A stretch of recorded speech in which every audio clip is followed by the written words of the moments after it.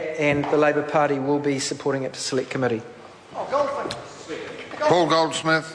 Thank you, Mr. Speaker. My pleasure to speak on this, the Public Finance Fiscal Responsibility Amendment Bill, and very pleased to hear the support of the Labour Party for this legislation, and I'd like to pass my congratulations to the Minister for introducing it to the House.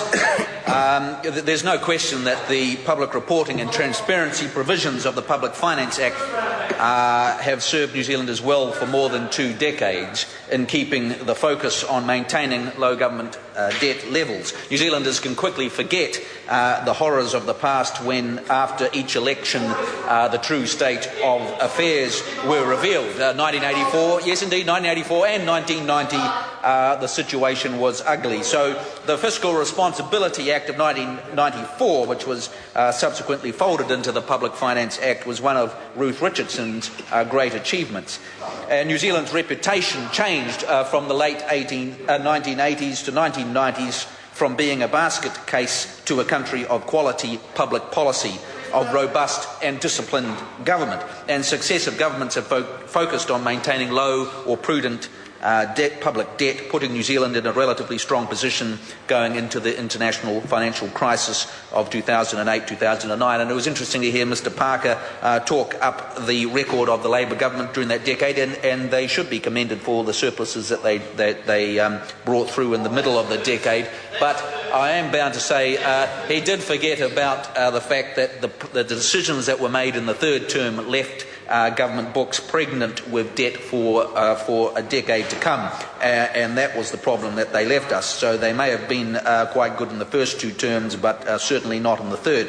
So anyway, there is scope to make further improvements as we learn lessons from the crisis, and so this bill, as the previous 2 speakers have talked about, strengthens the principles of responsible fiscal management as listed in section 26G of the Act.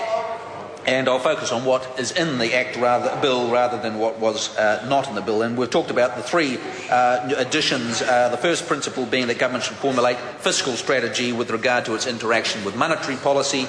That takes good sense. The second one is government should formulate fiscal strategy with regard to its impact on future generations. And the third principle being that government should ensure that the Crown's resources are managed effectively and efficiently. And this is not motherhood and apple pie. It is actually a very tough disciplines, and I've no doubt that the government in New Zealand will be the stronger for it. And why is fiscal responsibility important?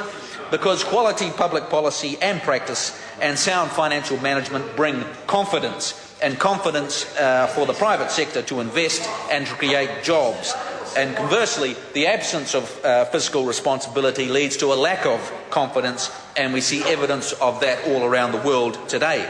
There are a couple of other important aspects to the bill, but I want to briefly focus on the revenue strategy in the Fiscal Strategy Report, which will have to include government's objectives for the tax system and tax policy.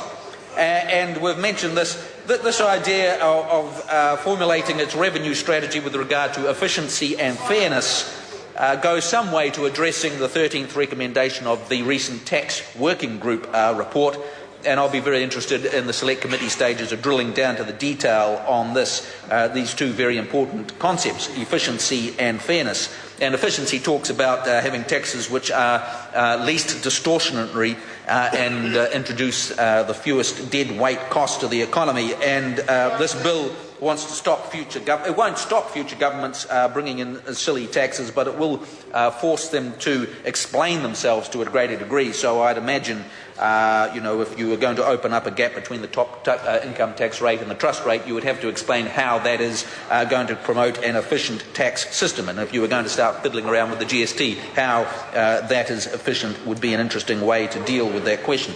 And on fairness, I prefer probably the concept of horizontal and vertical equity, but again, this is a very important, 2 important concepts to introduce into the tax policy, and I'm sure that they will encourage governments to articulate the basis for their tax policies in future years. So on the basis of that, I think this is a very interesting bill and will make a great difference over the period of the next few decades. And I commend this bill to the House. Thank you very much. Honourable Clayton Cosgrove. Mr Speaker.